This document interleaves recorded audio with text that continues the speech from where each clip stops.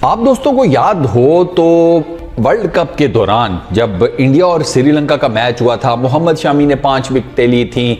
तो उन्होंने एक पोस्चर शो किया था जैसे वो ज़मीन पर बैठकर सजदे की हालत में जा रहे हैं, लेकिन बीच में रुक गए, ठीक है, सजदा नहीं किया और एकदम से सोशल मीडिया के ऊपर कंट्रोवर्सी जनरेट हो गई। इंडियन मीडिया इन्वॉल्व हो गया, इधर से पाकिस्तान का मीडिया इन्वॉल्व हो गया। उस पर्टिकुलर टाइम में मैंने आपको कहा था कि ये जो कुछ हुआ है इसके बारे में सबसे बेहतरीन जवाब कौन बंदा दे सकता है? मोहम्मद शामी। तो उनका वर्डिक्ट आ लेने दें, बिला वजह में इस चीज को लड़ाई ना बनाएं।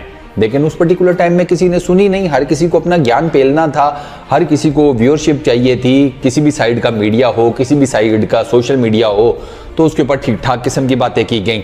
अब मोहम्मद शामी ने वो तमाम बातें आकर क्लियर कर दी हैं अभी रिसेंटली।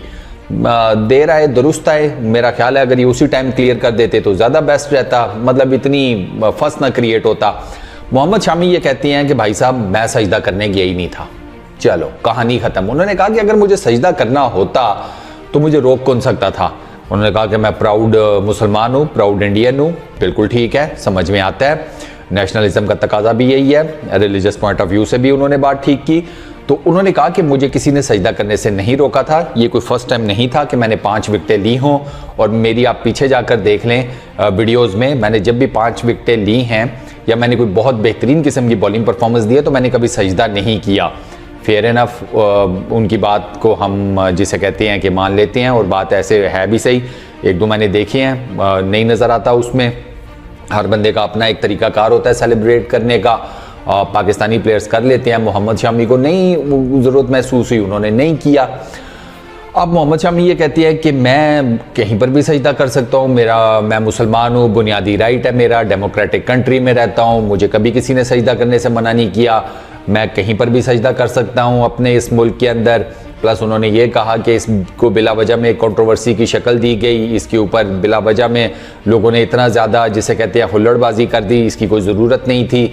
प्लस उन्होंने ये भी कहा कि अगर मुझे अपने इस मुल्क में यानी कि इंडिया में कोई कहीं पर भी सजदा करने से रोकता है तो फिर मुझे इस मुल्क में रहने का फ़ायदा कोई नहीं है, फिर मैं किसी और मुल्क में निकल जाऊँ। ये भी बात बिल्कुल ठीक है, क्योंकि इंडिया अपने आप को दुनिया की सबसे बड़ी डेमोक्रेसी कहता है, तो वहाँ पर आज़ादी राय वो आपके सामने है, उसके क्या मामलात हैं। तो मोहम्मद शामी ने इस सारी चीज़ को ना अब आकर क्लियर कर दिया है। दो के थोड़े से एतराज़ात मुझे अभी भी हैं, वो ये हैं, और वो मोहम्मद शामी से नहीं है। उन्होंने अपनी बात कैटेगोरिकली क्लियर कर दी है। उनसे जो क्वेश्चन पूछा गया वो फिर वही था कि पाकिस्तान से, तो जब आप ये बात करते हैं ना पाकिस्तान से कंट्रोवर्सी जनरेट हुई या समथिंग लाइक दैट, तो फिर उसमें पता है क्या होता है, फिर उसमें फिर एक एंगल ये बनता है, एक पॉइंट ऑफ व्यू ये बनता है, नज़रिया ये बनता है कि शायद सारे का सारा पाकिस्तान जो है वो इस किस्म का सोचता है। ये सोच गलत है।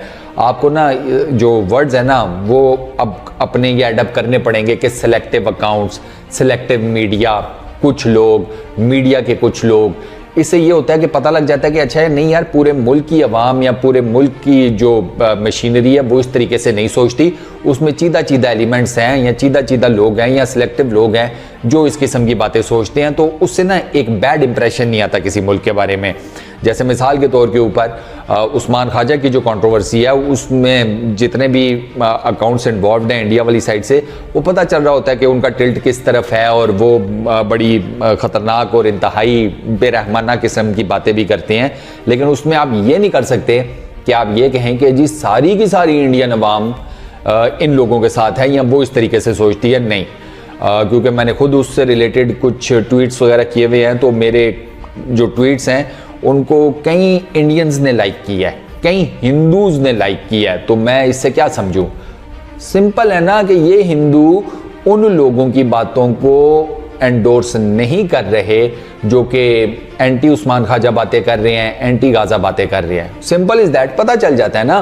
तो सेम केस पाकिस्तान की तरफ है कि जब मोहम्मद शामी की ये सारी कंट्रोवर्सी हुई थी जनरेट, तो I was one of those के जिसने ये कहा था कि यार आप बिला वजह में इस बात को बहुत ज़्यादा बढ़ा चढ़ा कर पेश कर रहे हैं, आप उसकी स्टेटमेंट आ लेने दें मोहम्मद शामी की, तो आपको चीज़ क्लियर हो जाएगी। लेकिन उस पर्टिकुलर टाइम में मैंने आपको बताया ना, आग लग चुकी थी, किसी ने सुननी माननी थी कोई नहीं, दे मार 4.5, उस बेचारी की इतनी उसके बेचारा मोहम्मद शामी इतनी बेहतरीन बॉलिंग परफॉर्मेंसेस देता रहा, वो सारी भी ना नल वॉइड हो गई थी उस पर्टिकुलर टाइम में। यार उसने 24 विकेटें ली, ठीक है, 7 मैचेस में वो वर्ल्ड कप का लीडिंग विकेट टेकर बॉलर था। उसने 3 फाइफर लिए, 7 उसने टोटल मैचेस खेले हैं। पहले 4 मैचेस तो उसने खेले ही नहीं थे, बेचारा बेंच पे बैठा हुआ था।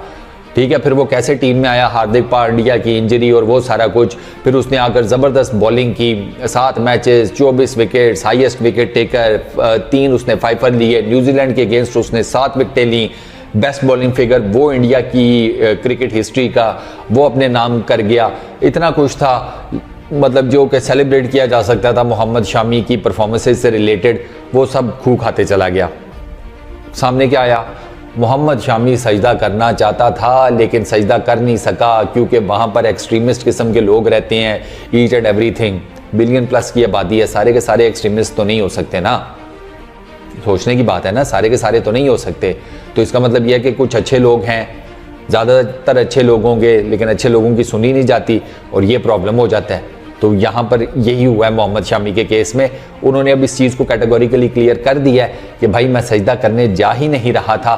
तो अब ये डिबेट बंद हो जानी चाहिए और इस डिबेट के साथ ये चीज़ भी बंद हो जानी चाहिए कि सारे का सारा पाकिस्तान या सारे का सारा इंडिया ना, सिलेक्टिव इधर से हैं, ठीक है, वो जिसे मैं हमेशा कहता हूँ सर फेरे टाइप के, ये हमारी साइड पे भी हैं, उनकी साइड पर भी हैं। तो बुनियादी तौर पर ये दोनों साइड्स के जो सरफिरे होते हैं ना, उनकी लड़ाई होती है और उसमें मेरे आप जैसे जो थोड़े ब्रॉड माइंडेड किस्म के लोग हैं ना, वो बेचारे मुफ्त में फंस जाते हैं। तो मुफ्त में फंसना नहीं है, समझ गए। इस वीडियो में इतना ही, अपना बहुत ख्याल रखना। नेक्स्ट वीडियो में मुलाकात होगी, पीस आउट।